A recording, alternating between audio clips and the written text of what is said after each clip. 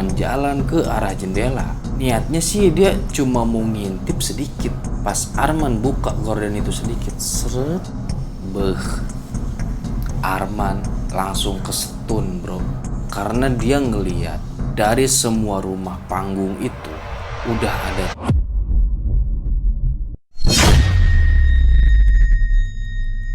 Warga YouTube, kalian pernah nggak kepikiran kalian lagi nganggur nih, terus ditawarin kerjaan, gajinya itu 5 juta per hari. Sekali lagi, per hari. Kerjaannya juga sederhana, cuma jaga rumah, bersih-bersih, fasilitas lengkap, tempat makan udah disiapin, tapi ada syaratnya. Dan syaratnya juga itu simple, nggak boleh keluar abis maghrib, nggak boleh buka kamar sembarangan, nggak boleh bawa HP. Udah. Enak kan? Gue pun mikir kayak gitu. Tapi setelah gue baca cerita ini, mau gaji 100 juta pun gue tolak. Sombong amat. Jadi cerita ini ditulis sama Valiwah, yang judulnya itu Lowongan Kerja Para Penunggu Jenazah. Di cerita ini ada laki-laki namanya Arman yang baru aja di PHK dari kerjaannya. Di sisi lain Arman ini butuh banyak biaya buat persalinan istrinya. Sampai akhirnya Arman ditawarin kerjaan yang cukup misterius, jaga rumah yang ada di tengah hutan. Arman ini nggak sendirian, dia ditemenin sama satu temennya namanya Dadan. Tapi yang mereka nggak tahu, semenjak mereka mulai kerja di tempat itu, semua malapetaka itu terjadi. Bahkan nyawa mereka yang jadi taruhannya. Kalian penasaran? Tonton video ini. Udah gak usah banyak concot begicot, matiin lampu, siapin kopi, kita masuk ke ceritanya. Fokus.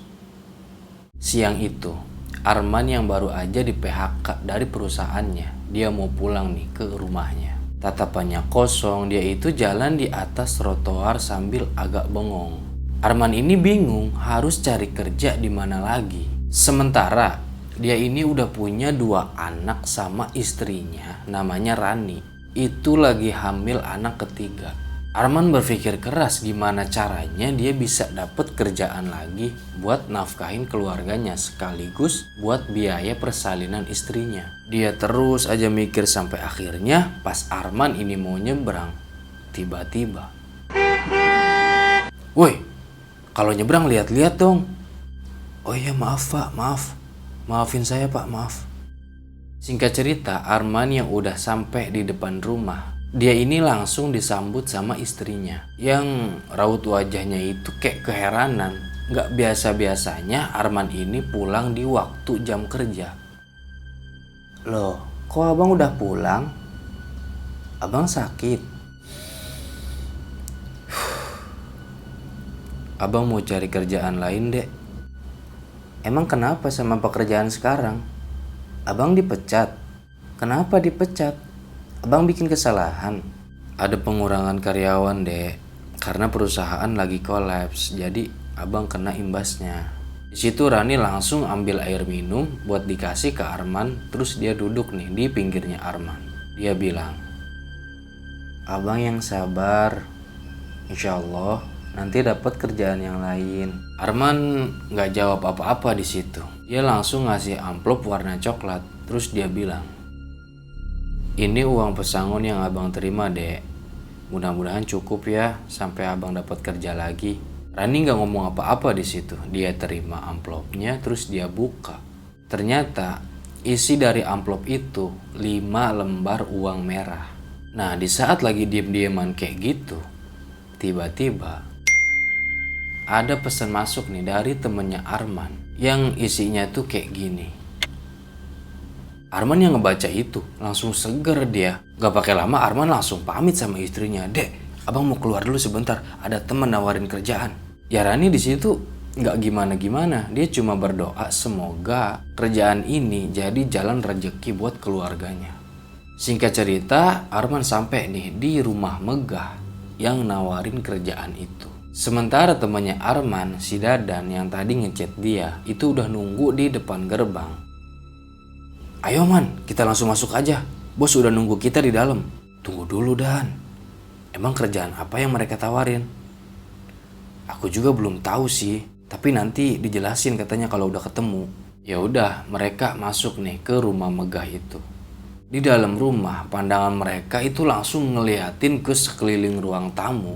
Dadan bilang, "Wih, cakep ya rumahnya, Man." Tapi beda sama Arman. Hal yang dirasain sama Arman pertama kali saat itu merinding, bro. Dia liatin satu-satu perabotan yang emang antik mewah gitu kan. Dia juga ngeliat nih banyak lukisan-lukisan tua itu berjejer di tembok.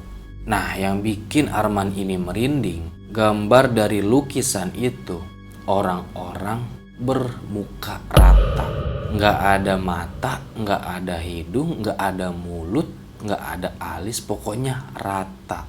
Gak lama kemudian muncul nih perempuan paruh baya, kurang lebih umurnya 50 tahun.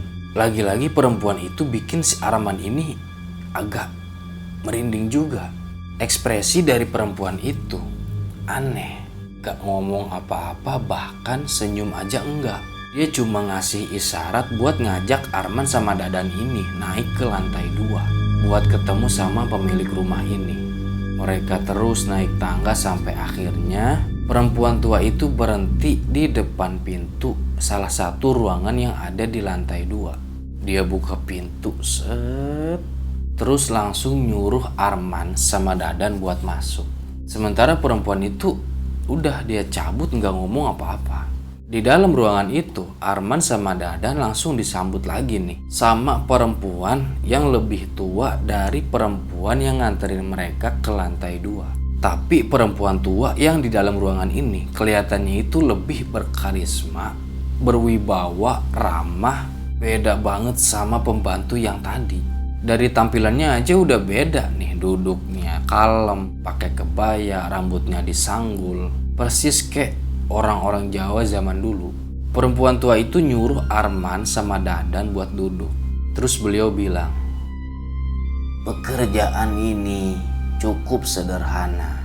Kalian hanya rawat dan jaga rumah yang ada di ujung desa. Dan desa itu adanya di tengah hutan. Sebutkan berapa gaji yang kalian inginkan." Arman sama Dadan kaget. Baru kali ini dia ngelamar kerja, tapi gajinya itu kayak yang ditantangin. "Lu mau berapa gua kasih." Dadan di situ jawab, "Kerjaannya cuma itu aja, Bu." "Ya 3 juta juga sih cukup, Bu." "Saya akan menggaji kalian 5 juta per hari. Tapi kalian harus sanggup bikin perjanjian dengan keluarga Sambodo." Nambah kaget Arman sama Dadan. 5 juta per hari, bro. Secara ini cuma jaga rumah, bersih-bersih. Kalau 5 juta sebulan sih masuk akal.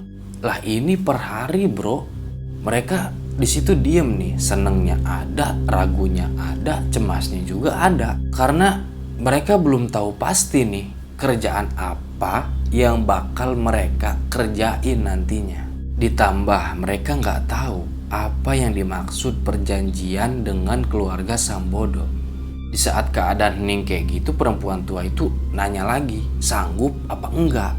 Arman sama Dadan masih belum ngejawab. Mereka mencerna, berpikir matang-matang soal kerjaan sama perjanjian itu kayak gimana. Perempuan tua itu lanjut lagi, "Kalau kalian sanggup, besok kalian berangkat ke desa itu. Tapi kalau tidak sanggup, saya akan mencari pekerja yang lain." Perjanjian apa, Bu? "Perjanjiannya cukup mudah. Tapi kalau kalian melanggar, kalian akan terima akibatnya. Pertama, kalian gak boleh ngasih tahu pekerjaan ini ke siapapun, termasuk keluarga. Kedua, di desa itu ada 100 rumah yang harus kalian rawat. Dan masing-masing rumah ada 1 kamar yang tertutup rapat. Apapun yang terjadi, jangan pernah membuka kamar itu. Ketiga, kalian akan tinggal di rumah yang sudah saya sediakan. Dan ingat, di saat tiba waktu maghrib, kalian tidak boleh keluar rumah. Tutup rapat-rapat pintu dan jendela. Sekalipun ada yang mengetuk di tengah malam, jangan pernah dibuka. Dan satu lagi, HP dilarang keras. Arman sama Dadan langsung saling tatap bro. Makin aneh aja ini syarat-syaratnya. Perempuan tua itu bilang lagi, tapi dengan nada yang lumayan tegas. Sanggup tidak? Tapi Arman sama Dadan masih berpikir, mata-mata mereka berpikir. Akhirnya, baik, kami sanggup. Mereka terima pekerjaan itu. Sebelum Arman sama Dadan ninggalin rumah mewah itu, mereka dikasih tahu dulu nih, kalau gaji mereka itu bakal ditransfer 5 juta per harinya ke rekening bank yang dipegang sama keluarga mereka. Dan mereka nggak boleh pulang tanpa izin. Soal makanan itu udah disiapin di rumah yang bakal mereka tempatin nanti. Stok beras, minyak, dan lain-lain itu udah ada. Bahkan itu cukup buat sampai 1 tahun. Satu lagi, di sana itu udah ada 4 pekerja yang sama-sama ngerawat 100 rumah itu. Singkat cerita, besok paginya Arman maupun Dadan itu pamit sama keluarganya masing-masing. Rani sempat nanya waktu itu, emang kerja apa sih bang? Kok pagi-pagi banget berangkatnya? Tapi Arman ingat sama perjanjian itu, kalau keluarganya nggak boleh tahu, termasuk istrinya. Arman cuma bilang, udah ade doain aja, yang penting abang sehat. Terus di situ Arman titip pesan buat jaga anak-anak sama jaga anak bungsunya yang lagi ada di kandungannya Rani. Singkat cerita, pukul 6 pagi matahari baru muncul. Arman sama Dadan itu udah tiba di rumah megah itu. Gak lama mereka langsung berangkat pakai mobil majikannya yang emang dari tadi udah parkir di depan gerbang itu. Selama di perjalanan mereka itu cuma diem, gak ada obrolan apa-apa. Arman sama Dadan cuma ngeliatin jalan yang waktu itu lagi padat nih sama orang-orang yang mau berangkat kerja. Sampai akhirnya supir itu memecah keheningan. Dia bilang, kalian yakin sama pekerjaan ini? Arman sama Dadan yang lagi asik menikmati pemandangan jalan itu kaget sama pertanyaan supir. Arman sempat lihat nih ke spion tengah yang ada di depan mobil. Kayak seolah-olah dari raut wajah supir itu menandakan ada rasa khawatir. Terus supir itu bilang lagi, kalau yakin, kerja yang bener, fokus sama apa yang kalian kerjain. Apapun yang terjadi di tempat itu, jangan penasaran, apalagi ikut campur. Arman sama Dadan gak ngejawab, mereka cuma diem, mencerna apa yang dimaksud dari kata-kata supir ini. Dan jujur, Arman ini sebenarnya udah punya firasat yang gak enak. Tapi mau gimana lagi? Nasi udah jadi bubur, dia udah terlanjur ngambil pekerjaan ini. Sudah ngelewatin kota, mobil mulai masuk nih ke pedesaan. Jalanan yang tadinya aspal udah berubah nih jadi jalan tanah yang penuh sama bebatuan. Gak lama, mobil mulai masuk nih ke area hutan. Nah, di tengah hutan, Arman sama Dadan itu masih aja terus ngeliatin ke arah luar. Kanan kirinya udah bukan rumah warga lagi, tapi pohon-pohon gede itu berjajar. Ya layaknya di tengah hutan. Nah, di tengah-tengah pemandangan pohon itu, Arman ngeliat dari balik salah satu pohon yang ada di tengah hutan, itu ada rombongan lagi bawa keranda mayat. Tapi anehnya, rombongan itu bukan jalan ngarah ke jalan utama, tapi malah terus aja masuk ngarah ke tengah hutan. Sampai akhirnya rombongan itu udah gak kelihatan lagi. Singkat cerita, kurang lebih 9 jam di perjalanan, Dadan yang emang dari tadi diem itu nanya, sebelumnya maaf pak, saya mau nanya, lokasinya masih jauh ya? Sebentar lagi sampai. Dan benar aja, kurang lebih 100 meter. Mereka ngeliat ada gapura, itu gak ada tulisannya. Gapura itu cuma sebagai tanda kalau mereka itu udah masuk ke desa tempat mereka kerja. Waktu udah mulai petang nih, langit juga udah mulai gelap. Yang artinya sebentar lagi udah mau masuk maghrib. Nah, beres ngelewatin gapura itu, mobil berhenti nih. Arman sama Dadan turun dari mobil itu, terus supir itu bilang, "Cepat, masuk ke rumah itu. Kunci pintu dan jendela rapat-rapat. Ingat, jangan keluar rumah apapun yang terjadi." Abis ngomong gitu nggak pakai basa-basi lagi, supir langsung puter balik nih ninggalin Arman sama Dadan. Sementara itu Arman sama Dadan itu cuma ngeliatin mobil itu ninggalin mereka. Kondisi tempat itu bener-bener sepi. Nggak ada orang, nggak ada aktivitas, bahkan nggak ada hewan. Pokoknya sepi. Yang ada di hadapan mereka sekarang itu jajaran rumah panggung yang berdiri di tengah hutan. Bangunan rumah-rumah itu terbuat dari kayu, atapnya injuk hitam, bentuknya juga sama semua. Terus total dari rumah-rumah itu banyak banget. Tapi ada 3 rumah nih yang beda. Bangunannya itu dari bata merah, atapnya itu dari genteng tanah liat. Nah, rumah itu yang bakal mereka tempatin selama kerja di situ. Sore itu udah makin gelap nih. Arman yang keinget sama ucapan supir tadi itu ngajak Dadan buat, "Ayo Dan, kita langsung masuk aja." Udah tuh mereka jalan ke rumah bata merah itu, ngelewatin rumah-rumah panggung yang ada di kanan kirinya. Mereka perhatiin satu persatu dari rumah-rumah panggung itu. Nah, yang anehnya, yang harusnya di tengah hutan itu ada suara jangkrik kek, burung kek, atau apa kek. Dari tadi mereka ini gak denger apa-apa sama sekali. Yang bikin Dadan sama Arman ini ngerasa merinding. Kok gue merinding ya? Sama gue juga. Oke lah, mereka jalan terus tuh sampai tiba-tiba Arman ini berhenti. Bek.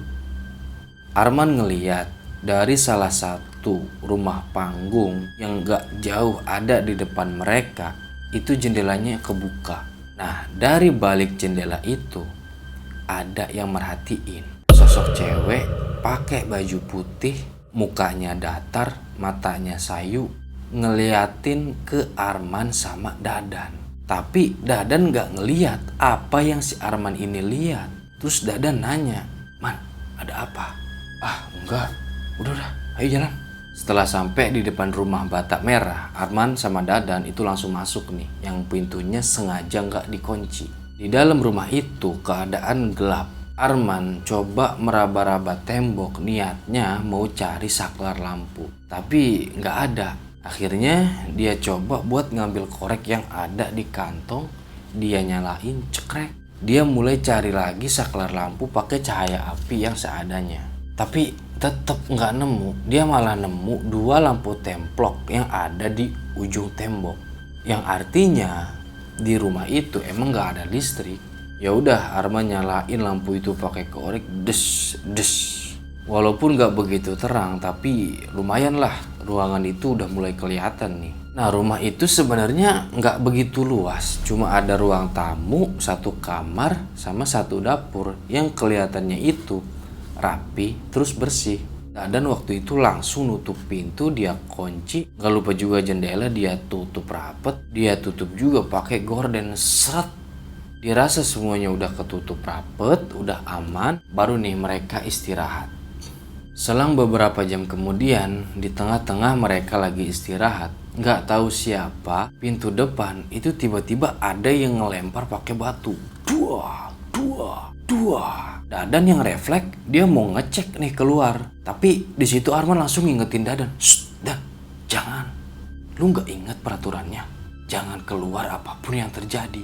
Ya udah, Dadan cuma diem aja tuh, dia duduk lagi. Tapi suara itu bukannya berhenti, malah makin menjadi-jadi. Dua. Sontak Arman itu juga penasaran nih.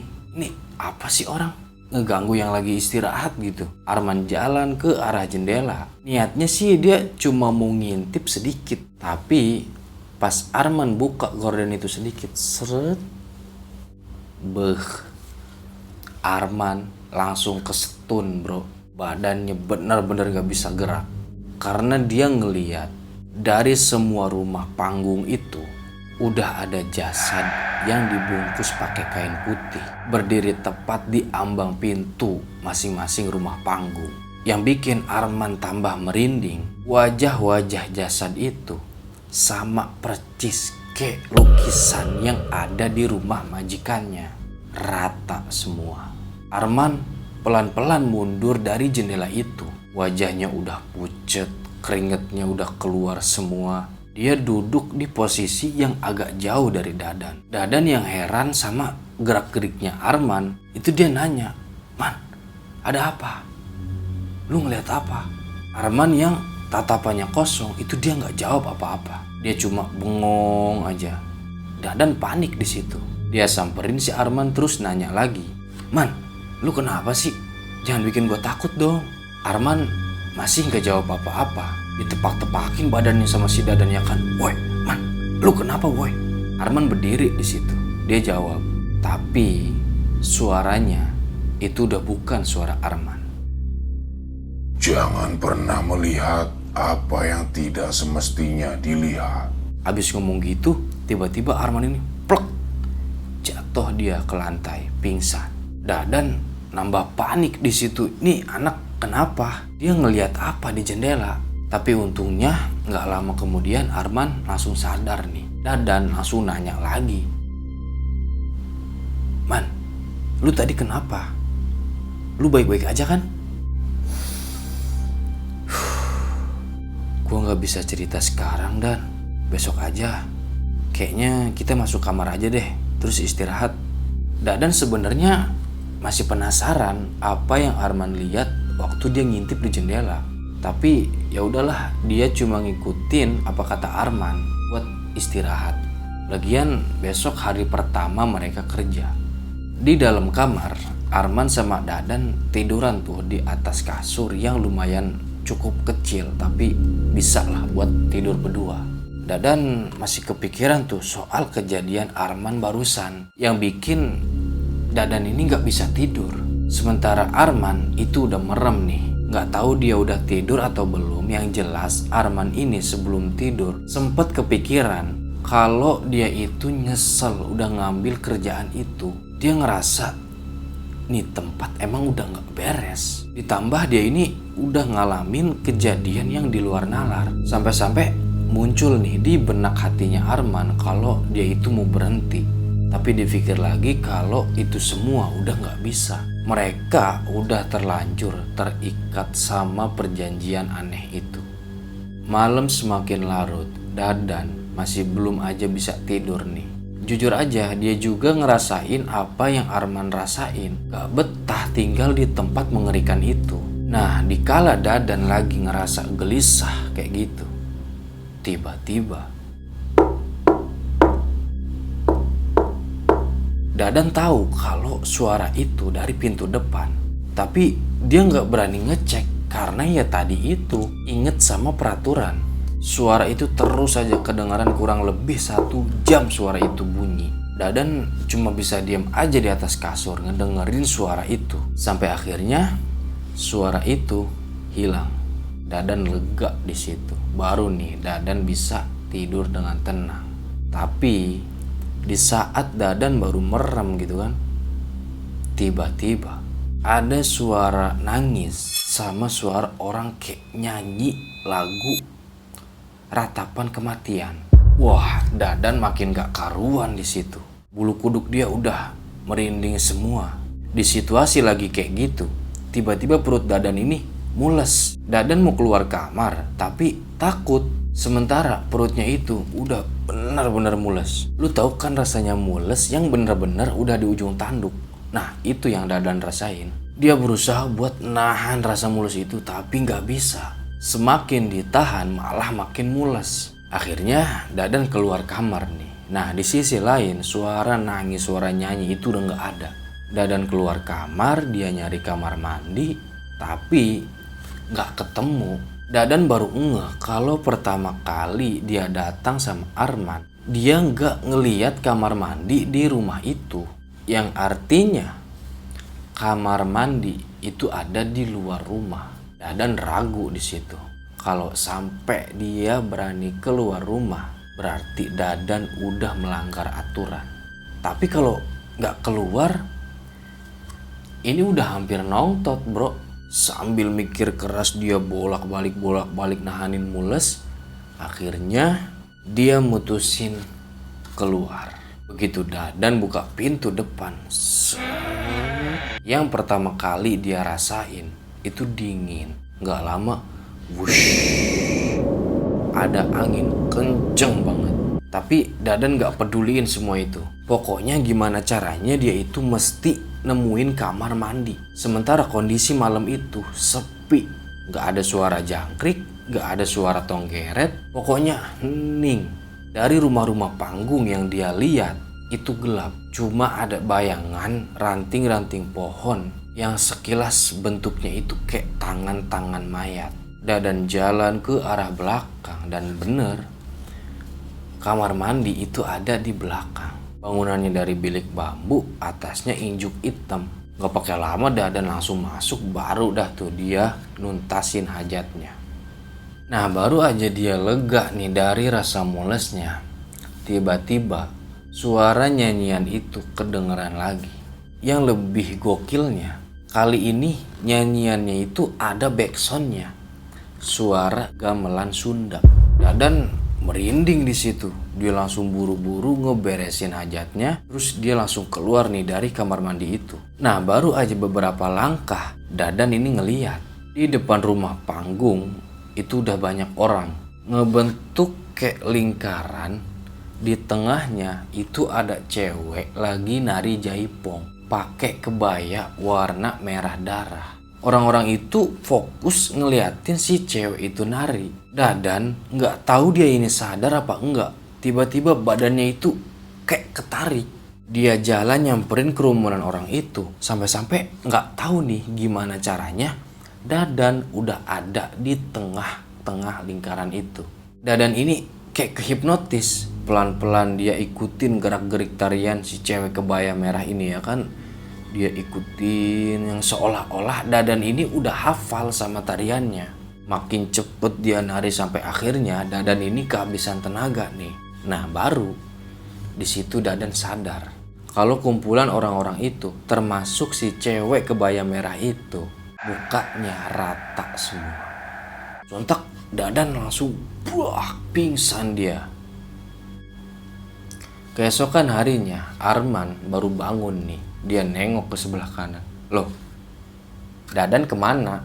Pikir Arman, oh mungkin Dadan ini udah bangun duluan. Tapi dia agak kesel di situ. Soalnya dia nggak dibangunin sama si Dadan. Ya udah di situ Arman bangun, dia jalan keluar rumah. Pas dia buka pintu, dia kaget ngeliat Dadan yang lagi tergeletak di depan rumah-rumah panggung. Gak cuma itu aja, di situ udah ada 4 orang lagi ngerumunin si Dadan. Salah satu dari mereka itu bilang, "Kamu temannya dia?" "Iya, kenapa sama teman saya pak?" "Kenapa kamu membiarkan dia keluar rumah tengah malam? Apa kalian tidak tahu peraturannya?" "Kalian baru ya di tempat ini?" "Bawa temanmu masuk. Biarkan dia istirahat dulu. Habis itu kamu ikut kerja sama kami." Udah tuh, Dadan digotong nih sama Arman yang dibantu sama 2 orang itu buat masuk ke rumah bata merah itu. Habis itu mereka keluar lagi. "Sekarang kita kerja lagi. Kamu ikut sama saya. Sementara kalian kerjakan tugas yang biasa kalian lakukan." "Baik pak." "Siapa namamu?" "Arman pak. Kalau boleh tahu siapa nama bapak?" "Panggil saya Karman. Nanti kita bicara lagi setelah tugas kita beres. Kamu bersihkan rumah yang itu. Alat-alatnya sudah ada di dalam. Satu lagi, apapun yang terjadi di dalam rumah itu, jangan pernah buka kamarnya." Habis perkenalan kayak gitu, Pak Arman itu jalan nih ke rumah panggung yang sempet sama dia diberesin dulu sebelumnya. Sementara Arman itu jalan ke rumah panggung yang lain. Nah, pertama kali Arman masuk ke rumah panggung itu, hawanya itu dingin. Dingin kayak yang gak normal. Dingin terus lembab. Tapi Arman biasa aja waktu itu. Mungkin suasana pagi hari aja, jadinya masih agak kerasa dingin. Arman ambil sapu, dia sapuin tuh ruangan rumah panggung itu. Cuma pas Arman lewat pintu kamar, dari celah bawah pintu kamar, biasanya kan suka ada celah tuh sedikit di bawah pintu. Nah, Arman di situ ngelihat ada. Kita nggak tahu nih apa yang Arman lihat dari celah pintu itu. Terus di dalam kamar itu ada apa? Kita ikutin terus cerita ini. Jangan lupa like, subscribe. Gua Romi, salam dari Cacarita. Bye.